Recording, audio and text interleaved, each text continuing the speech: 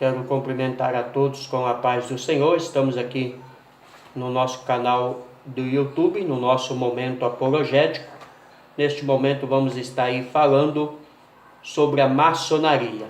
Vamos provar para você que um cristão verdadeiro, ele não pode ser maçônico, porque é uma religião secreta, uma religião totalmente fora da palavra do Senhor. É isso que vamos mostrar a você.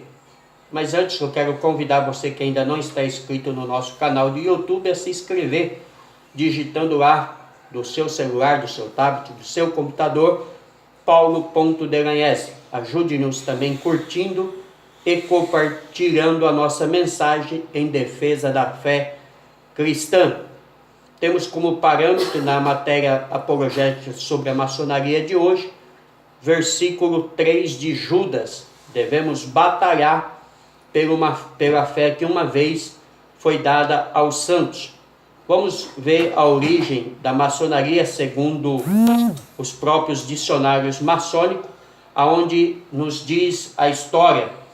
Mas antes ainda de falarmos da história, vale lembrar que a maçonaria é uma sociedade secreta com membros em todo o mundo.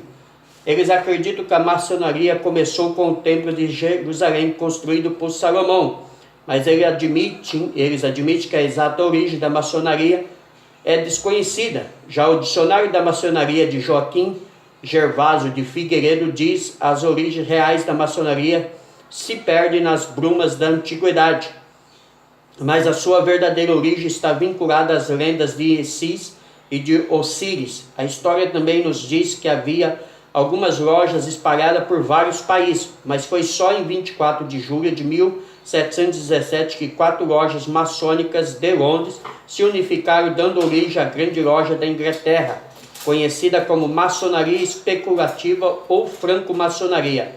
James Anderson, presbítero, e Johnny Ignoti lideraram esse movimento. A grande loja de Londres é conhecida como berço da maçonaria.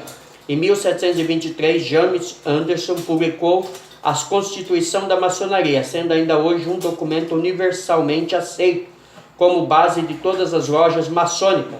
Essas constituições foram levemente revisadas 15 anos depois de suas publicações, em abril de 1738.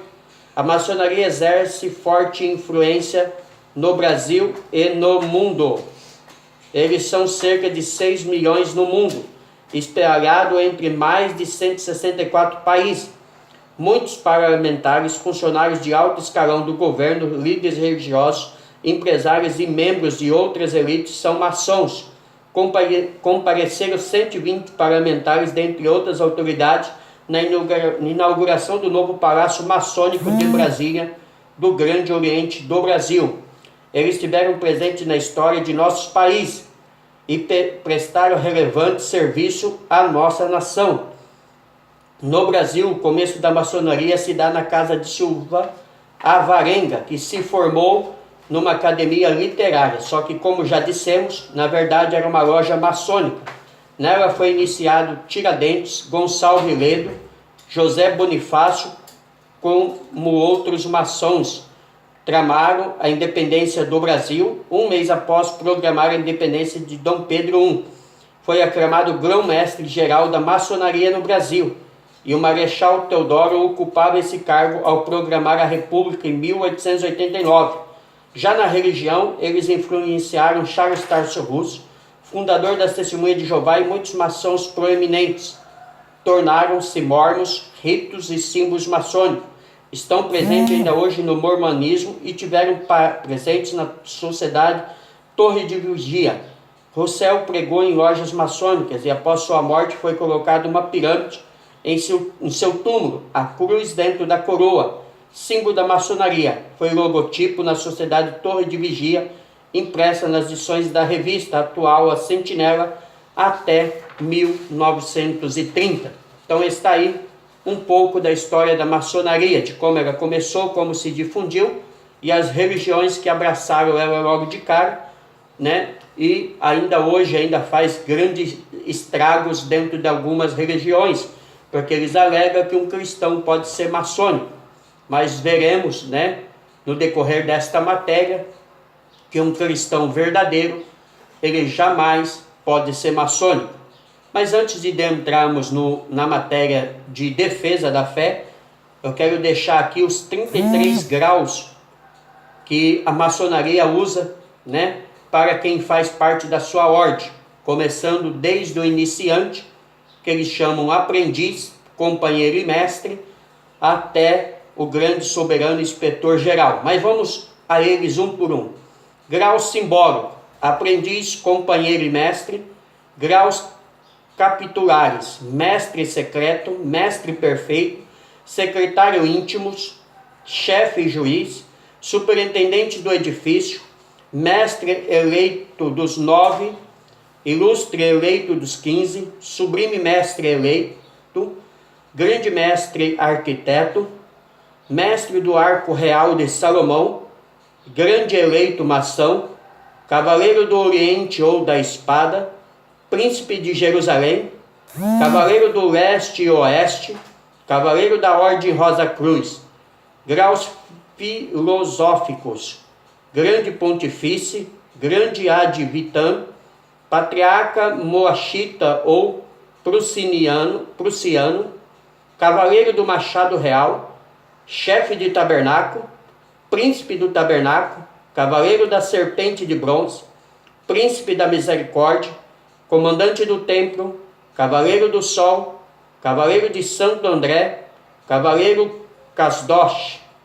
Grau superior: inspetor, inquisitor, mestre do segredo real e grande soberano inspetor geral. Então aqui está a escala, né, de todos os ritos maçônicos que um maçom, né, deve fazer para declarar que é um maçom, né, e se ele tem pretensão a atingir todos os níveis.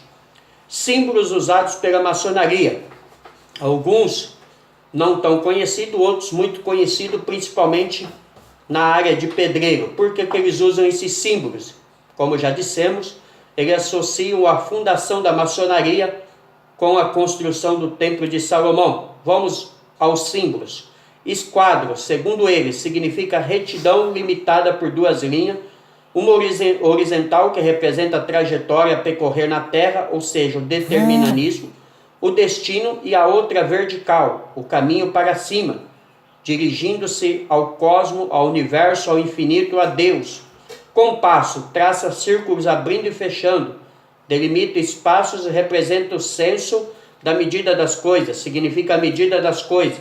Nível, representa a igualdade, todos os homens devem ser nivelados no mesmo plano. Prumo, indica que o maçom deve ser reto no julgamento, sem se deixar dominar pelo interesse nem pela afeição. Cinzel, sugere o trabalho inteligente, instrumento manejado pelo aprendiz com a mão esquerda, como o cinzel é uma ferramenta que exige uma participação de outro. O malho representa a inteligência humana, que isolada nada constrói. Pentagrama, representação de um homem de pé com as pernas abertas e os braços esticados, indica o ser humano e a sua necessidade de ascensão. Coluna, são 3 colunas no templo maçônico. Uma significa o lado masculino, a força, a outra o feminino, a beleza, e a terceira a sabedoria. Sol é a fonte da vida, a possibilidade da existência do homem. Avental, usado por todos os maçons durante as sessões. O avental representa a pureza, a inocência. Espada é o símbolo de igualdade, da justiça e da honra. Corresponde à consciência e à presença divina na construção do templo.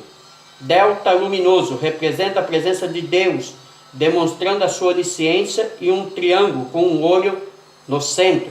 Então aqui estão os símbolos que se usa dentro da maçonaria. Vamos agora à defesa, né, da fé e argumentação e provas de que um verdadeiro cristão jamais pode ser maçom.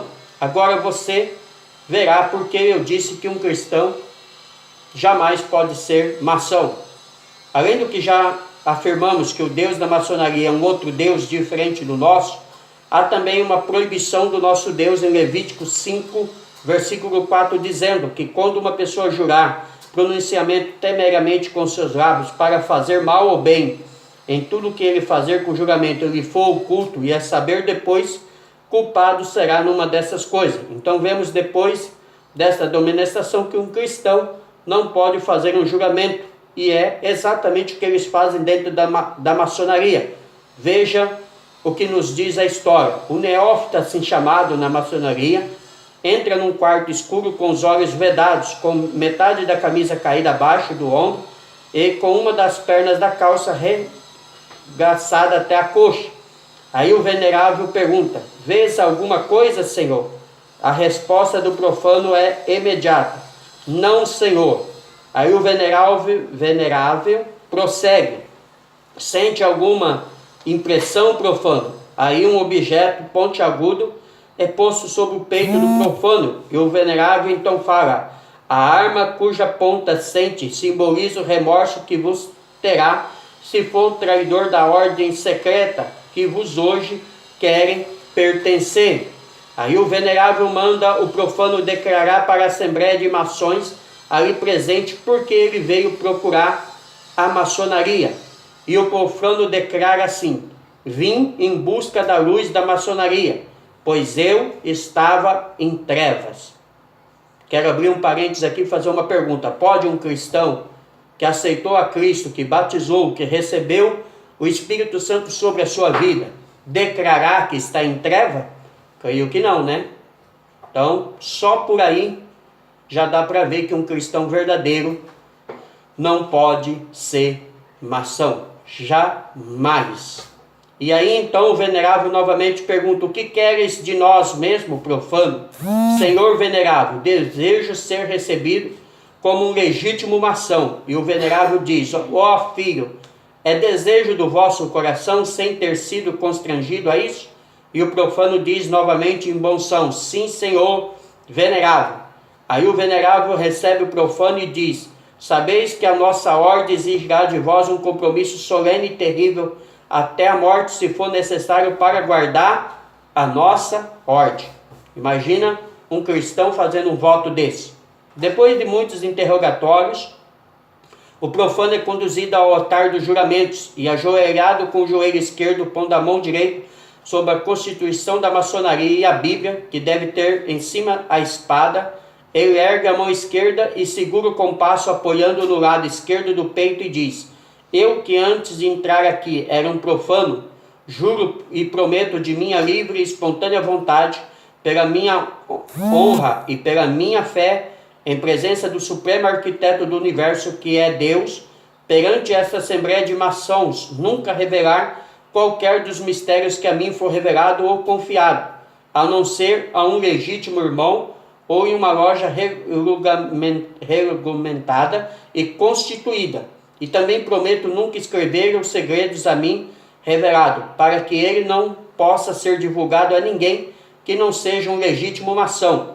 Juro também a partir de hoje defender e ajudar os meus irmãos em tudo que for necessário e conhecer como potência maçônica regular e legal no Brasil, o Grande Oriente do Brasil, o qual prestarei obediência. Declaro agora o que me pode acontecer caso eu quebre um desses juramentos aqui proferido. Seja arrancada a minha língua, o meu pescoço cortado, o meu corpo enterrado nas areias do mar, onde o fluxo e o refluxo das ondas me mergulhem em perpétuo esquecimento, sendo declarado sacrilégio para com Deus e desonrado para com todos os homens. Amém. Isso é a declaração do profano que vem a maçonaria iniciar. Depois disso, ele é conduzido para uma sala do templo, onde já se encontram os demais maçons para o julgamento final do profano.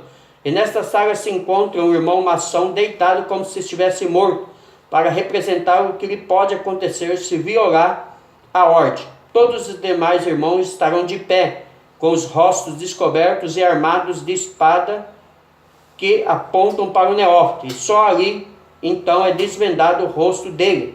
E aí ele ouve as graves admoestações do venerável. A partir de hoje, essas espadas que você vê apontadas sobre você, ela pode ser uma vingança que preparemos, se você acovardar ou prejurrar seu juramento, feito diante desta assembleia de Mação. Então o venerável diz aos demais irmãos: recebei o nosso irmão Mação. Então aí ele é iniciado na maçonaria. Aí ele passa agora a fazer parte da ordem. Um cristão pode fazer isso? Claro que não. Embora eu ache que nem necessário seria o nosso comentário sobre isso, que aqui vemos pela lógica de uma vida cristã, mas infelizmente temos que comentar esses absurdos, pois temos o conhecimento de homens que se dizem até ser cristão estarem envolvidos com a maçonaria. Mas o bom de sabermos é que eles só dizem ser cristão, como Paulo diz, porque se fossem cristãos verdadeiros, se fossem cristãos nascidos e remidos pelo sangue do Cordeiro, ele jamais se envolveria em uma porcaria como essa. Porque não cabe na cabeça de um cristão verdadeiro declarar que estava em treva, sendo que sabemos que Jesus é a luz do mundo, João 8, versículo 12. Não cabe também na cabeça de um cristão verdadeiro fazer um pacto de morte, caso ele revele alguma coisa sobre a maçonaria, como é feito ali, para quem se inicia na maçonaria. Isso só vem nos mostrar que esses tipos de homens são obreiros fraudulentos, que se transfiguram em ministro de Cristo, ou melhor dizendo, como disse Judas, são árvores infrutíferas 2 vezes mortas, que escumam as suas próprias abominações, o qual está reservado a eles a eterna negrura da escuridão, ou seja, a perdição, porque essas pessoas estão negando a Cristo. Mais uma coisa, um cristão não pode se considerar profano, uma vez que ele já tenha sido limpo no sangue de Cristo. Não sei como alguém pode se deixar levar por uma irracionalidade desse tipo, ou melhor, até sei, baseado no que Paulo disse a 1 Timóteo 4, versículo 1 ou 2, né? Que são homens que têm comichões nos seus ouvidos, né? Não obedecem a sã doutrina. E infelizmente, alguns pastores, né, de grandes igrejas já se envolveram na maçonaria e alguns estão envolvidos até hoje. Por que digo que não podemos ser profanos? Porque já não andamos mais segundo a carne, mas segundo o Espírito, como diz Paulo em Romanos 8, versículo 4. Vale ainda lembrar que Cristo nos tirou da potestade das trevas e nos transportou para o seu reino, o reino do Filho do seu amor. Colossenses 1, versículo 13. Então, para encerrarmos essa parte, dizemos que não podemos entrar num jugo desigual. 1 Timóteo 5, versículo 3 e 4, versículo 1, 1 Coríntios 6, versículo 14. Uma prova de que a maçonaria não é só uma filosofia, mas sim uma religião. Por que provamos isso? Porque eles costumam dizer que a maçonaria é só filosofia, mas não é. Porque em suas próprias publicações maçônicas, como a obra revisada de Franco-Maçonaria, ela mostra que a maçonaria é uma instituição religiosa e não tem como se negar isso. Eles próprios já escreveram isso. Veja por quê. Ela, como qualquer outra entidade religiosa, faz orações em suas cerimônias, fazem ritual dentro do templo ou das lojas maçônicas, fazem consagrações desses templos, fazem cerimônias fúnebres, fazem batismo de criança e também tem doutrinas e código de moral. Por mais que eles tentam provar que não é uma religião, aí estão os fatos. O mais provável é que eles dizem que não é uma religião só mesmo para enganar aqueles que já dizem ter uma religião. O que representa a Bíblia para eles? Aqui vem os seus grandes erros. Na minha opinião, nada, porque eles a colocam num pé de igualdade com outros objetos da maçonaria, pois eles ensinam que há 3 grandes luzes para a maçonaria: a luz da Bíblia, a luz do esquadro e a luz do compasso. Então eles só creem na Bíblia como símbolo da vontade de Deus e não como fonte de ensinamento divina. Foi o que disse, né, uma das maiores autoridades da maçonaria no mundo. Outro erro grave que eles cometem sobre a Bíblia é a opinião maçônica prevalecente, de que a Bíblia constitui apenas um símbolo da vontade da lei ou revelação divina, e não como nós cristãos cremos, na plena inspiração revelada da Bíblia. Agora, faço uma pergunta. Como um cristão verdadeiro pode seguir uma entidade que menospreza a Bíblia, a palavra sagrada de Deus? A aberração deles é tão grande a respeito da Bíblia que põe ela em pé de igualdade com o Corão, a Tripitaka, os Vedas, os livros de Mormons e demais. Ainda tem coragem de dizer e de se vangloriar que eles têm a Bíblia como a palavra de Deus. Então eu não sei o que é mais ter a Bíblia como palavra de Deus. Agora há um alerta para todos os maçons e para todos os simpatizantes da maçonaria do próprio Senhor Jesus. A Bíblia a chamou de palavra de Deus e não de um símbolo. João, capítulo 10, versículo 35. Além disso, a Bíblia tem peculiaridade que só ela tem. Veja os versículos que retrata isso. Mateus 4, versículo 4, Mateus 24, 35, João 12, versículo 48, Marcos 7, 13, 2 Timóteo 3, versículo 16 e 17. Agora veremos quem é o Deus da maçonaria. Aberrações deles não para por aí. O melhor dizendo, quem é os deuses da maçonaria, já que eles são politeístas, pois creem em vários deuses. Isso não é novidade para ninguém. E o que veremos agora? Uma coisa eu tenho certeza, o nosso Deus não é o mesmo, pois o Deus deles é conhecido como Gadu, o qual eles chamam de o grande arquiteto do universo. E agora você verá realmente a diferença desse Deus para o nosso Deus, porque ele atende pelo nome de Alá, segundo eles, o qual é designado na maçonaria, ou pelo logo Osíris, Braimon, nome dos diferentes deuses dos povos que já fizeram parte da maçonaria e ainda fazem. Isso é o que afirma o já citado dicionário da maçonaria. Eles mesmos escreveram. Nós vemos aí então que o Deus da maçonaria não é um Deus identificado como é do cristão verdadeiro, pois ele pertence a vários povos como os hindu, budistas, muçulmanos e judeus, embora dos judeus seja o mesmo nosso Deus. Isso só para mostrar a diferença da crença deles. A prova de que a maçonaria levará o homem cada vez mais longe do Deus verdadeiro está no grau do real arco do rito York, o grau 18. Maçom passa a identificar o Deus que antes chamava Gadu, agora de Jabulon. Agora você verá a verdadeira salada que eles fazem, pois cada sílaba da palavra Jabulon representa o Deus segundo o já citado código deles, em associação de Javé, Baal ou Bel, Onem, Osíris, o Deus Sol do Egito. E não para por aí, pois eles dizem que eles representam Javé, Bul ou Baal, o antigo Deus cananita, Deus nacional dos fenícios, terra de Irão, rei de Tiro, e Osíris, o misterioso Deus egípcio adorado naquela época. A Bíblia até nos mostra alguns nomes de Deus, que são Adonai, que significa Senhor Altíssimo, El Shaddai, Deus Todo-Poderoso, só que nenhum desses nomes nos leva a Deus pagão da maçonaria. E o nome dos deuses dele são todos deuses pagãos,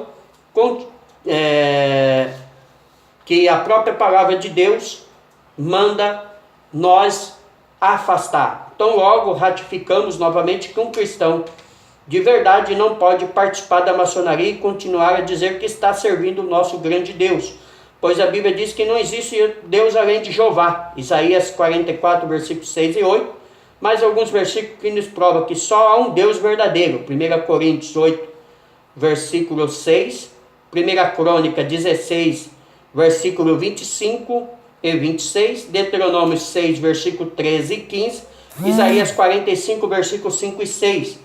Para eles que costumam dizer que a maçonaria começou no tempo de Salomão, se assim formos crer, só vai nos mostrar então que a maçonaria se desviou totalmente do seu princípio, já que o povo de Salomão adora o único Deus Jeová como verdadeiro e imutável. Então, mais uma vez, batemos o martelo neste episódio, como verdadeiro cristão que sou, e digo não a maçonaria, pois a maçonaria é uma mentira. Quem é Jesus para os maçons? Não é o mesmo que é para nós cristãos, pois eles acham que Jesus foi apenas um homem como qualquer outro, que fundou a sua religião. Agora, o que não cabe na minha cabeça é como um cristão, que se diz ser cristão verdadeiro, pode se envolver com uma religião ou filosofia dessa, como eles querem chamar. Talvez é exatamente por isso que Paulo nos orienta dizendo que nós seguimos e abraçamos, não podemos seguir ou abraçar um outro Jesus. 2 Coríntios 11, versículo 4. Eles chegam ao cúmulo de comparar Jesus com Hermes, Trismegistro, Zaraduca, Orfeu, Crisma, Pitágoras, Maomé e outros. Alguns aqui só para você ter uma ideia da comparação que eles fazem do nosso Jesus. Isso já não merece nem mesmo o nosso comentário, a não ser que qualquer maçom me prove que qualquer um desses homens ressuscitou após sua morte. E o pior é que eles não param por aí, em sua blasfêmia contra a pessoa de Jesus, pois eles dizem que a mensagem cristã sobre a redenção exclusiva na pessoa de Jesus Cristo é meramente um retorno às antigas histórias pagãs. Agora faço uma pergunta, depois dessa blasfêmia proferida pelos maçons, sobre como Jesus, sobre o nosso Jesus, dá para um cristão ser maçom? Não, né? Não tem nem como argumentar uma besteira dessa. Claro que não, porque seria um absurdo um cristão achar que a redenção no sangue de Cristo é história pagã, pois a Bíblia nos ensina que Jesus é o Salvador. 1 João 4, versículo 10 e 14, como prova cabível que um cristão não pode ser maçom, está no que ele pede que jure fidelidade à loja e não a Jesus, o qual seria o certo. Já provamos também que os juramentos maçons são inconcebíveis para um cristão a desobedecer a Cristo. João 1, versículo 29, 4, versículo 26, 6, 4, versículo 29, 14, versículo 6, Mateus 16, versículo 21, 22 e 23, 20, versículo 25, João 3, versículo 16, 1 Timóteo 2, versículos 5 e 6 e Atos 4, versículo 12, né? Então, encerramos esta parte desta matéria afirmando, juntamente com a Bíblia, Jesus e Deus não é um homem qualquer, pois este é o verdadeiro Deus e a vida eterna. 1 João 5, versículo 20. Unigênito Filho de Deus, João 3, versículo 36. Pois ele é eterno e é chamado de luz do mundo e criador de todas as coisas, né? Então, o nosso Jesus não é o mesmo Jesus pregado pela maçonaria. Temos alguns símbolos que estão na própria nota do dólar, que você pode agora mesmo pegar uma nota de dólar, se você tem na sua casa, e conferir, que é exatamente os símbolos usados pela maçonaria. Foto no meio, presidente dos Estados Unidos, George Washington, grão-mestre e líder principal da maçonaria norte-americana. Um símbolo ao lado da direita, tem 3 desenhos, dentro dele usado pela maçonaria. Parte de cima, balanço, símbolo maçônico da retidão e justiça. No meio, espada, símbolo básico da maçonaria, equidade, justiça e retidão. Parte de baixo, chave, símbolo popular da maçonaria como a guarda dos segredos. E virando a nota do outro lado, no meio dela tem uma letra que significa um Deus genérico. Está lá em inglês, mas se você traduzir, você verá que o significado é um Deus genérico. Agora há 2 desenhos nela, um do lado esquerdo e outro do lado direito. Lado esquerdo e lado dentro do círculo, olho, que tudo vê. São mistérios antigos da clara evidência, mais elevada dos deuses da Índia e do Egito. Representa Gadu, a pirâmide, simbolizando os primeiros maçons, e a grande pirâmide, templo dos antigos mistérios do Egito. Nova ordem do século, propósito do projeto maçônico. Lado direito há 2 desenhos, estrelas, 13 pentagramas, houve 13 colônias. Essa estrela está acima do venerável do Oriente do templo. Simboliza o homem perfeito, Deus manifestando-se plenamente no homem, iniciando o microcosmo. Águia, a figura comum da maçonaria que simboliza especialmente os altos graus. Significa audácia, perspicácia, gênio para contemplar a verdade e a vitória. Então aqui na nota de dólar você encontra todo o ritual da maçonaria, né? Porque os grandes homens da época foram grandes mestres dentro da maçonaria. Há muitas coisas que poderíamos falar sobre a maçonaria, mas o nosso tempo é curto, então vamos ficar com isso aqui. Eu creio que já é suficiente para mostrar que um cristão verdadeiro jamais pode ser maçônico. Vamos à nossa conclusão. De tudo que vemos, só podemos concluir que a maçonaria é incompatível para o cristão, porque ela é uma religião secreta. Suas crenças estão comprometidas com o ocultismo, o que é condenado pela palavra de Deus. O ritual de iniciação já vimos também que é contra os ensinos cristãos. E aí vem o alerta do Senhor: ninguém pode servir a dois senhores, ou seja, não é possível ser maçom e cristão ao mesmo tempo, como querem algum. Vos deixo a palavra de um grande escritor: servir e seguir um Jesus errado o levará também a um céu totalmente errado. Pense nisso enquanto há tempo. Hebreus 9, 27, diz a Bíblia: após a morte segue-se o juízo. Hoje você tem vida, hoje você tem esperança, hoje você ainda pode se converter a Cristo e ser salvo, mas após a morte não há esperança. Então, se você quer se livrar da mentira da maçonaria, dos enganos da maçonaria, é agora, aceitando ao Senhor Jesus. Deus abençoe a todos. Pastor Paulo Delanhese, São Paulo, Jundiaí, um grande beijo no coração de cada um, aqui no nosso canal Momento Apologético. Volto a convidar você, que ainda não está inscrito no nosso canal, se inscrever, digitando lá paulo.delanhese, do seu celular, do seu tablet, do seu computador. Ajude-nos também divulgando, curtindo e compartilhando com os seus amigos a mensagem do Senhor. Amém?